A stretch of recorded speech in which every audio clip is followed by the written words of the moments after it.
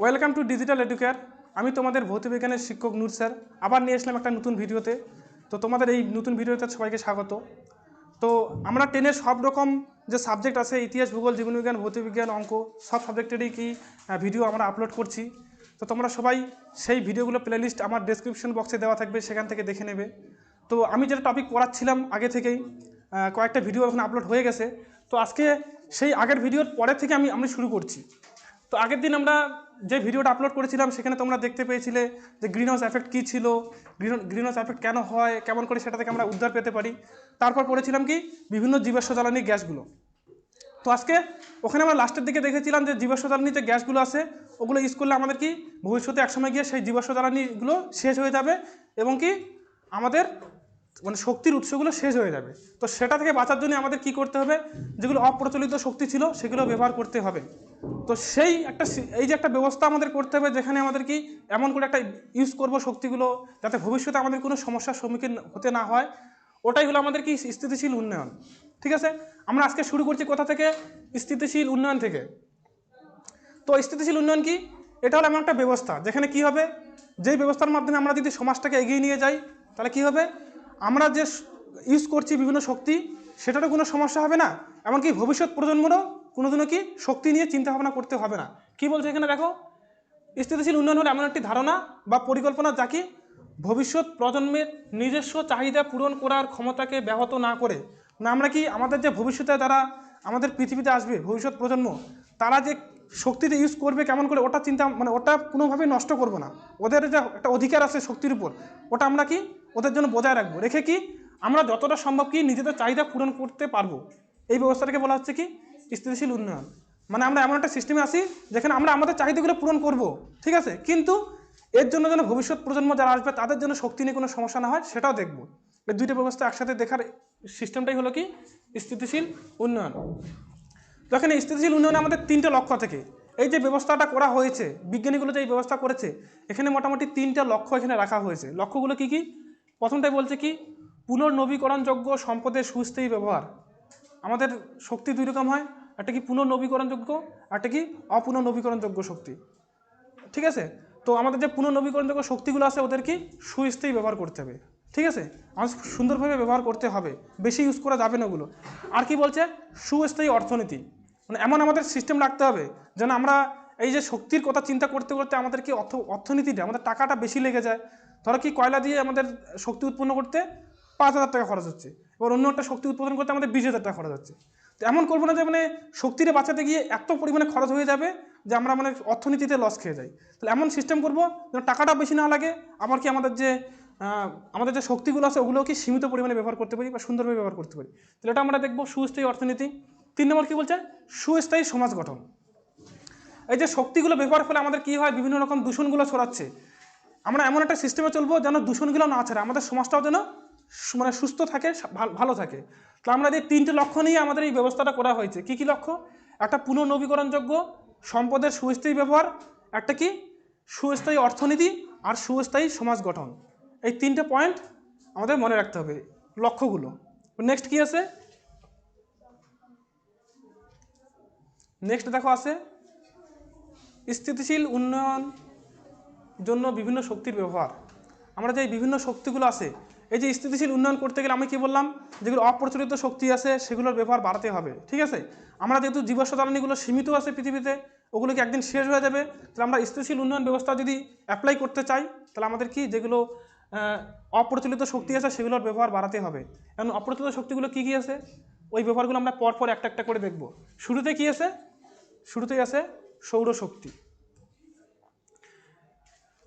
সৌরশক্তির ছবি তোমরা এখানে দেখতে পাচ্ছ, দুইটা ছবি। এই দুইটা ছবি দেখলে তোমরা বুঝতে পারবে যে সৌরশক্তিটা কেমন করে তৈরি করা হয়। ফার্স্ট কি হচ্ছে, এরকম করে প্লেট লাগানো হয়, এই প্লেটগুলোকে কি বলা হয়, সৌরকোষ। ঠিক আছে, আলোক ভোল্টীয় কোষ বা সৌরকোষ। এই যে প্লেটগুলোর মধ্যে একটা কি কোষ তৈরি করা থাকে, এই কোষগুলিকে কি বলা হয়, এই যে বলছে এখানে কি সৌরকোষ বা আলোক ভোল্টীয় কোষ। তো এই কোষগুলো কি করে সূর্য থেকে আলোটা যে আসে, আলো থেকে সৌরশক্তিটাকে শুষে নেয়, শুষে ওর মধ্যে এটাকে চার্জ করে, আমরা কি বলি এটাকে চার্জ করে। তারপর কি করে এখানে চার্জ হয়ে গেল, সূর্য থেকে শক্তি সেটাকে এখানে কি তড়িৎ উৎপন্ন করলো, এই তড়িৎটা তারপর কি তারের মাধ্যমে আমরা বাড়ির মধ্যে পৌঁছাই, সেখানে বিদ্যুৎ ইউজ করা হয়, রান্না কাজে ইউজ করা যেতে পারে, বিভিন্ন কাজে ইউজ করা যেতে পারে। তাহলে এটা হলো কি সৌরশক্তির ব্যাপার। সৌরশক্তি ব্যবহার আমরা কোথায় কোথায় করতে পারি, এখানে দেখো রান্নার কাজে ব্যবহার করা যেতে পারে, ঠিক আছে। মাইক্রো ওভেন যেগুলো আছে ওগুলোকে হিট দিয়ে রান্না করা হয়, ওগুলো থেকে আমরা রান্নার কাজে ইউজ করতে পারি। ছোট পাম্প চালাতে আমরা ইউজ করতে পারি। রেডিও, টেলিভিশন, টেলিফোন ইত্যাদি চালাতেও ইউজ করতে পারি। আর কি বিশেষত কি শীত প্রধান দেশে ঘর গরম রাখতে এই শক্তি ব্যবহার করা হয়। শীত প্রধান দেশে এতই গরম থাকে, ওরা কি ঘর গরম রাখতে এই সৌরশক্তি ব্যবহার করে। একটু আগে আগের দিনে দেখলে কি তোমরা যে গ্রিন হাউস যে আছে, গ্রিন হাউস ওর মধ্যে কি ওটা অ্যাকচুয়ালি তো সৌরশক্তিটাকে আটকাচ্ছে ঘরের মধ্যে। তো কি শীত প্রধান দেশে কি ঘর গরম করার জন্য আমরা কি ইউজ করি, সৌরশক্তি ইউজ করি। তাহলে দেখি নেক্সট কোন শক্তিটা আছে। নেক্সট আছে বায়ু শক্তি। আগেরটা কি দেখলে সৌরশক্তি, এবার দেখবো কি বায়ু শক্তি। বায়ু শক্তি মানে কি আমাদের যে বাতাস আছে, বাতাস সবসময় কি বায়ুমণ্ডলের বাতাসগুলো এক জায়গা থেকে আরেক জায়গায় আগাচ্ছে বা পিছোচ্ছে, যাই হোক স্থান পরিবর্তন করছে। তো এর ফলে এই যে শক্তিটা বায়ুর ফলে একটা শক্তি পাওয়া যায়, এই শক্তিটা ইউজ করে যখন আমরা কি শক্তি মানে তাপ শক্তি পাই, তখন সেটা কি বায়ু শক্তি। তো বায়ু শক্তিটা কী হয়, এই দেখো কী করা হয়, এরকম বড় বড় চাকা লাগানো হয়, এগুলোর নাম বলা হয় টারবাইন। এই যে বড় বড় চাকাগুলো দেখতে পাচ্ছ, এগুলো কি বলা হয়, এগুলোকে টারবাইন বলা হয়। এরকম কি ফাঁকা জায়গায় একটা জিনিস মনে রাখবে, এই যে বায়ু শক্তি আছে বিশেষত কোন দিকে হবে, সমুদ্রের কাছাকাছি। সমুদ্রের কাছে উপকূলবর্তী এলাকাগুলোতে প্রচুর হাওয়া বয়, এই হাওয়াটা কী করে ওখানে এরকম টারবাইন লাগানো হয়। টারবাইনগুলি হাওয়ার মধ্যে কি ঘোরে, এই যখন ঘোরে তখন কি ওখান থেকে তাপবিদ্যুৎ উৎপন্ন হয়, ঠিক আছে। তখন সেখান থেকে কী উৎপন্ন হয়, বিদ্যুৎ উৎপন্ন হয়। তো এই যে চাকাগুলো ঘুরতে গেলে মিনিমাম মানে তাপবিদ্যুৎ উৎপন্ন করতে, বায়ুশক্তি উৎপন্ন করতে গেলে মিনিমাম 15 কিলোমিটার/আওয়ার এই বেগে হাওয়া লাগবে। এই চাকাটাতে ঘুরবে 1 ঘন্টায় 15 কিমি বেগে যদি ঘোরে তবে কি বায়ুশক্তি উৎপন্ন হবে, ঠিক আছে। তো দেখো এর ব্যবহারগুলো দেখো, এর ব্যবহার আমরা কোথায় কোথায় করতে পারি। গম পেশাই করতে ব্যবহার করা যেতে পারে। জল তোলার কাজে পাম্প, যেগুলো জল তোলার ছোটো পাম্পগুলো থাকে ওগুলোতে আমরা কি এটা ইউজ করতে পারি। তারপর কি করা হয়, শস্য সংরক্ষণের জন্য গুদামের শীততাপ যন্ত্র চালু রাখতেও ব্যবহার করা হয়। যেগুলো হিমঘর থাকে, হিমঘরে যে গরম মানে ঠান্ডার আবহাওয়া তৈরি করে রাখা হয়, ওটা তৈরি করতেও কি আমরা এই জিনিসটা ব্যবহার করতে পারি, বায়ুশক্তি। এই ছবিটা দেখতে পাচ্ছ, এখানে বায়ুশক্তি উৎপন্ন হচ্ছে, হওয়ার পর এখানে কালেকশন হচ্ছে, ঠিক আছে। এই বায়ুশক্তির এখানে কি হচ্ছে, এটা কালেকশন হচ্ছে, কালেক্ট মানে সংগ্রহ করছে, সংগ্রহ করে কি তারের মাধ্যমে যে এগুলো দিয়ে পাঠাচ্ছে, ঠিক আছে। এগুলো তোমরা তো দেখেছো আশেপাশে আসে, এরকম কারেন্টের খুঁটি যাকে বলি, বড় বিদ্যুৎ এখানে যায় এগুলো দিয়ে। তাহলে এটা মনে রাখবে। নেক্সট যাই পরের স্লাইডে। কি আছে এবার, ভূতাপীয় শক্তি। তোমরা এতক্ষণে 2টা শক্তি দেখলে, এবার 3 নম্বর শক্তিটা কি বলছে এখানে, ভূতাপীয় শক্তি। ভূ মানে কি পৃথিবী, তাপীয় মানে কি, তাপীয় মানে তাপ। তাহলে মাটির নিচে যে শক্তিটা পাই, মাটির নিচে, মাটি মানে ভূ মানে মাটি, মাটির নিচে যে শক্তিটা পাচ্ছি ওটাকে বলা হচ্ছে কি ভূতাপীয় শক্তি। তো কি হয়, আমরা ভূগোলে পড়েছিলাম, হয়তো আগেই পড়েছে ভূগোলে, যে বিভিন্ন যে মাটির নিচে কি থেকে লাভা, ম্যাগমা এরকম গরম পদার্থগুলো থাকে। মাটির নিচে কি হয়, বিভিন্ন রকম যে ধাতুগুলো রয়েছে, লোহা তামাগুলো গলে গিয়ে কি লাভা, ম্যাগমা এগুলো আকারে পৃথিবীর নিচে আসে। তো ওগুলো কি প্রচণ্ড গরম হয়, গরম থাকলে কি ওখানে তাপশক্তি আছে, তার মানে এবার ওই তাপশক্তিটাকে যে আমরা যদি নিচ থেকে তুলে নিয়ে এসে ইউজ করি, তখন সেই শক্তিটাকে বলা হবে কি ভূতাপীয় শক্তি। আরেকবার সোজা ভাষায় বলছি, মাটির নিচে যে লাভাগুলো আছে, লাভাগুলো কি প্রচুর গরম হয়, গরম মানে কি ওখানে তাপশক্তি থাকে। এবার আমরা যদি এরকম সিস্টেমের মাধ্যমে সিস্টেম করে নিচের কি লাভার কাছ থেকে যে তাপশক্তিটা আসে, সেই তাপশক্তিটাকে যদি আমরা বাইরে তুলে এনে ইউজ করতে পারি, তখন যে শক্তিটা আমরা পাচ্ছি ওটা কি বলা হবে, ভূতাপীয় শক্তি। এই শক্তিকে ব্যবহার করে আমরা কি বিদ্যুৎ উৎপাদন ব্যবহার করতে পারি। যেমন এখানে ছবিতে দেখতেই পাচ্ছ, এখানে পাইপ বসানো আছে, এখান থেকে কি আমরা যে ভূতাপীয় শক্তিটাকে বের করছি, করে এনে তারের মাধ্যমে আমরা বিভিন্ন জায়গায় ট্রান্সফার করছি, ঠিক আছে। নেক্সট দেখো, নেক্সট কি আছে, পরের শক্তিটার নাম হলো বায়োমাস বা জীববর শক্তি, ঠিক আছে। এবার দেখো যে পৃথিবীতে যে বিভিন্ন রকম গাছপালা, উদ্ভিদ, প্রাণীগুলো আছে, প্রত্যেকটা প্রাণীর বডির মধ্যেই কিন্তু শক্তি রয়েছে। সূর্য থেকে যে সৌরশক্তি আসছে, আমাদের সালোক সংশ্লেষ পড়েছিলাম 9-এ, সালোক সংশ্লেষে কী পড়েছিলাম, যে সূর্য থেকে যেই আমাদের শক্তিটা আসছে সৌরশক্তি, সৌরশক্তিটা কী হয়, উদ্ভিদ কী করে রাসায়নিক শক্তিরূপে উদ্ভিদের মধ্যে কি সঞ্চয় করে, ঠিক আছে। সালোক কোন পদ্ধতিতে, সালোক সংশ্লেষ পদ্ধতিতে। সূর্য থেকে যে সৌরশক্তি আসে ওটাকে কি করা হয়, আমরা রাসায়নিক শক্তিরূপে আবদ্ধ করে। তেমন এরকম কি গাছের মধ্যে রাসায়নিক শক্তি আছে, এবারে কি ওই গাছগুলোতে আমরা খাচ্ছি, বিভিন্ন রকম প্রাণীগুলো খাচ্ছি, কী হচ্ছে আমাদের বডিতেও কিন্তু এরকম আমাদের এই রাসায়নিক শক্তিটা আসে। তো আমরা যদি এমন একটা সিস্টেমের মাধ্যমে কী করতে পারি, এই যে বিভিন্ন উদ্ভিদ আর প্রাণীর মধ্যে যে শক্তিগুলো আসে, এগুলোকে যদি ইউজ করতে পারি তাহলে কিন্তু আমাদের শক্তির একটা সমস্যা মিটে যায়, ঠিক আছে। আর এই যে শক্তিটাকে ইউজ করছি এটাকে বলা হচ্ছে কি বায়োমাস বা জীবভর শক্তি। জীবের মধ্যে যে ভর আছে, ভর থেকে যে শক্তিটা পাচ্ছি সেটাকে বলা হচ্ছে কি জীবভর শক্তি, ইংলিশে কি বায়োমাস শক্তি, ঠিক আছে। তো দেখো এরকম কী কী আছে, দেখো উদ্ভিজ্জ যেগুলো জীবভর আছে ওদের মধ্যে কী পড়ছে, কাঠ, পাতা, ডালপালা, আগাছা। আর প্রাণীর মধ্যে কি মৃত প্রাণীর দেহ, তারপর কি প্রাণীর মলমূত্র, এইসব জিনিস আমরা ইউজ করতে পারি, ঠিক আছে। আমরা এখানে ছবিতে দেখতে পাচ্ছ কোথা কোথা থেকে পাচ্ছি আমরা, এই যে গাছপালা থেকে পাচ্ছি, ঠিক আছে। তারপর এই যে এটা গোবর জাতীয় কিছু প্রাণী আছে, এখান থেকে আমরা কি পাচ্ছি, এই যে বায়োমাস শক্তিটা পাচ্ছি, এই যে কাঠ থেকে পাচ্ছি, ঠিক আছে। এই সমস্ত প্রোডাক্ট থেকে আমরা কি পেতে পারি, বায়োমাস শক্তিটা পেতে পারি। নেক্সটে যাই, এবার কি বায়োগ্যাস। বায়োগ্যাস মোটামুটি অনেকে হয়তো একটু একটু জানো। আমাদের যে বিভিন্ন রকম বাড়ির আবর্জনা থেকে শুরু করে তারপর গোবর, এগুলো আমরা কী করি, একটা বড় গর্ত করি, গর্তের মধ্যে রাখি, রেখে কি ওটা চারপাশ দিয়ে ঢেকে দিই, ঢেকে দিয়ে কী হয়, ওখান থেকে একটা গ্যাস বের হয়। আমি হয়তো আগের দিনও বলেছিলাম, মনে নেই আমার, আগের দিনেই কি তার আগের দিন বলেছিলাম যে কী হয়, গোবর যখন রাখা হয় তখন কী হয়, উপর থেকে মিথেন গ্যাসটা বের হয়ে যায়, গোবরটা থেকে কী হয়, মিথেন গ্যাসটা বের হয়ে যায়। কিন্তু এই যে মিথেনটা বের হচ্ছে, মিথেন মানে কি CH4, এটা কিন্তু একটা বিশেষ জ্বালানি।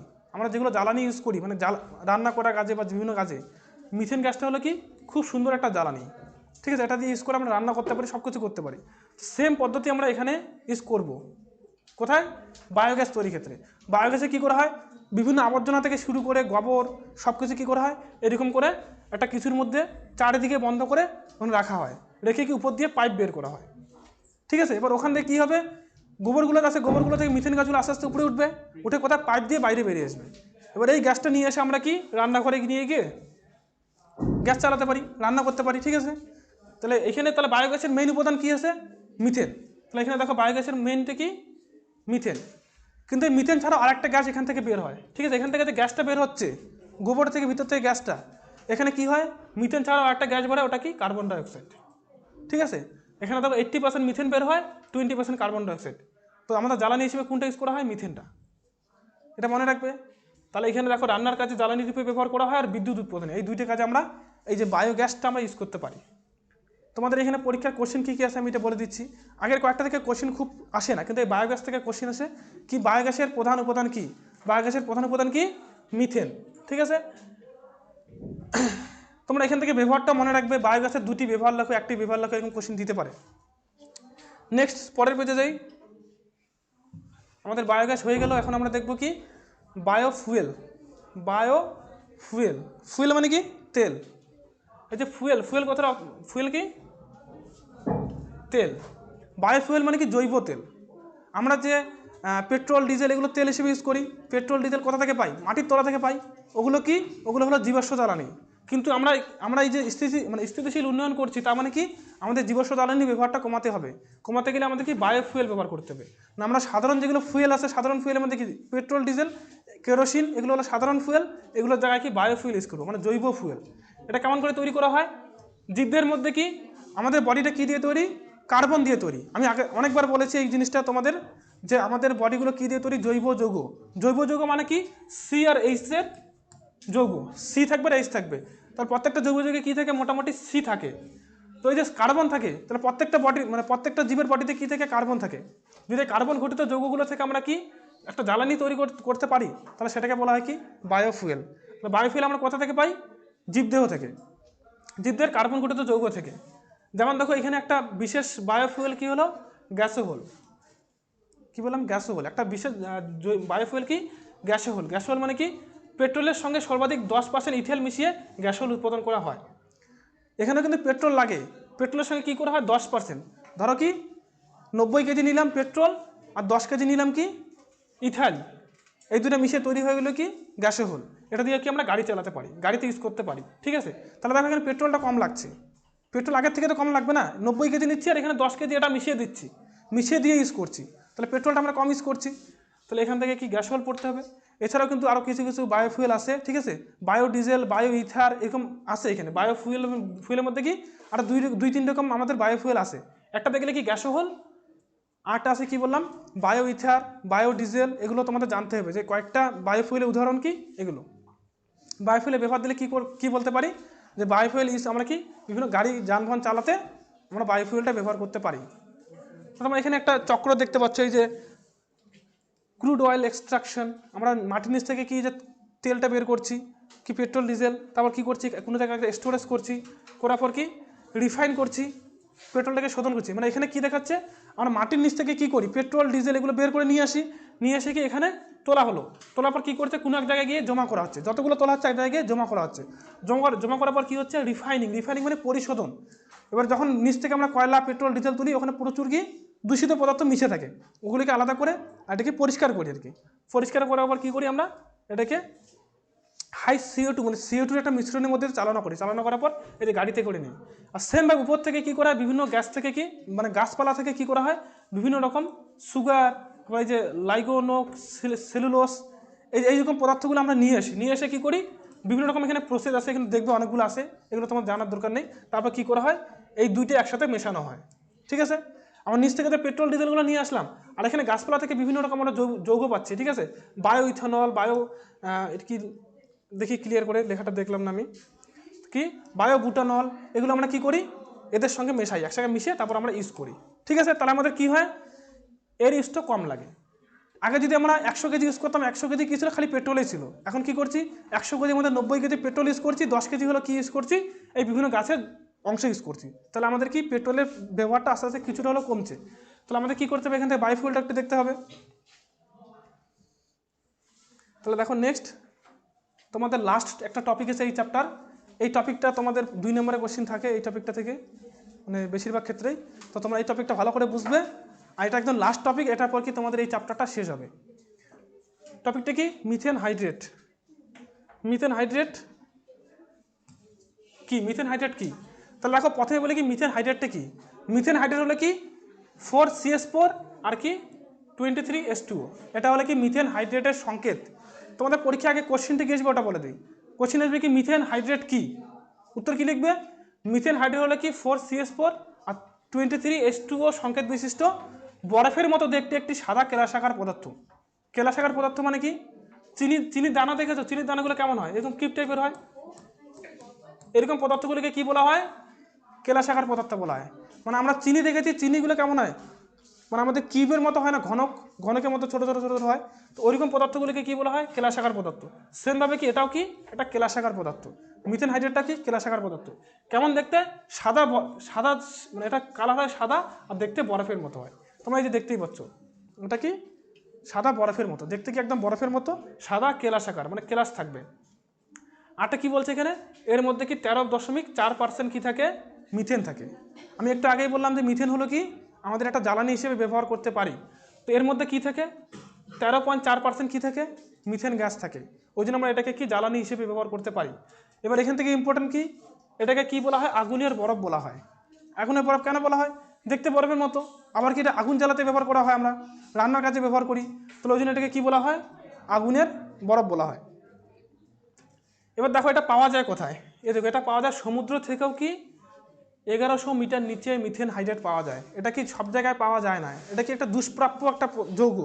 কোথায় পাওয়া যায় সমুদ্র থেকেও কি 11,000 মিটার নিচে 11,000 মিটার নিচে, ঠিক আছে। তো এত নিচ থেকে পাওয়া যায়, তো আমরা এটাকে কেমন করে তুলি, এটাকে এখান থেকে তোলা হয়, তুলে এটাকে কি শোধন করা হয়, শোধন করতে বিভিন্ন প্রসেস আছে, CO2 দিয়ে অনেক কিছু করে, ঠিক আছে। করার পর এটাকে পরিষ্কার করার পর কি আমরা এটাকে কি ইউজ করতে পারি, ঠিক আছে। যাই হোক এই চ্যাপ্টারটা তোমাদের এখানেই শেষ, তোমরা একটু ভালো করে দেখবে মিথেন হাইড্রেটের ব্যবহার, এটা কিন্তু অনেকবার পরীক্ষায় দিছে তোমাদের 2 নম্বরের কোশ্চেন। তো তোমরা এই চ্যাপ্টারটা একটু ভালো করে দেখবে। আমরা কি ভিডিওটা আজকে এখানেই শেষ করব, পরের দিন আমরা কি করব গ্যাসের আচরণ পরের দিন থেকে। তো একটা নতুন চ্যাপ্টার শুরু করার আগে কি আমাদের যে আগের চ্যাপ্টারটা আছে এটা কিন্তু 100% কমপ্লিট করতেই হবে, নাহলে কি নতুন চ্যাপ্টার শুরু করলে আমাদের পড়াটা জমিয়ে রাখা যাবে না। তো যাই হোক যারা অনলাইনে ভিডিওটা দেখছো তোমরা আমাদের চ্যানেলটাকে সাবস্ক্রাইব করবে, ভিডিওটাকে লাইক অ্যান্ড শেয়ার করবে এবং আমাদের সঙ্গে থাকবে। আর আমাদের এখানে অফলাইন ভর্তি এখনও চলছে, যারা যারা এখানে অফলাইন ভর্তি হতে চাও খুব শীঘ্রই যোগাযোগ করো, কারণ আমাদের একটা ব্যাচ ভর্তি হয়ে গেছে, দ্বিতীয় ব্যাচ ভর্তি এখনও চলছে, কয়েকদিনের মধ্যে আমাদের ভর্তি শেষ হবে। Thank you.